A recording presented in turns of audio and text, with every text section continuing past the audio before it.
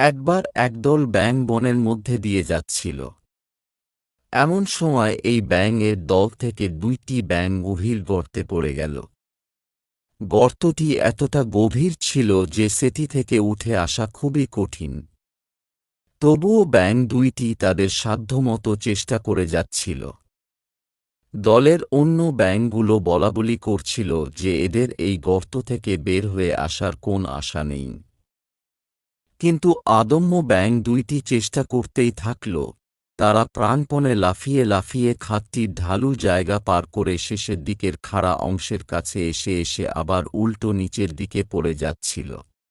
তখন উপরে থাকা বাকি ব্যাঙগুলো চিৎকার করে তাদের বলছিল যে, তোমরা কিছুতেই উপরে উঠতে পারবে না, এটি খুবই বড় গর্ত, এখান থেকে উঠে আসা কোনোভাবেই সম্ভব না। তাদের কথাগুলো এমন ছিল যেন তারা বলতে চাইছে শুধু কষ্ট করে লাভ নেই, আশা ছেড়ে দিয়ে মৃত্যুকে স্বীকার করে নাও, কষ্ট থেকে মুক্তি পাও।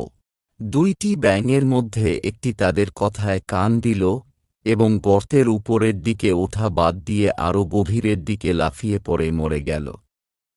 কিন্তু ব্যাঙটি আরও উদ্যম নিয়ে লাফাতে লাগল, আর উপরে থাকা ব্যাঙেরা আরও জোরে চিৎকার করে বলতে লাগল, এই বৃথা কষ্ট করো না, মৃত্যুকে সহজ করো।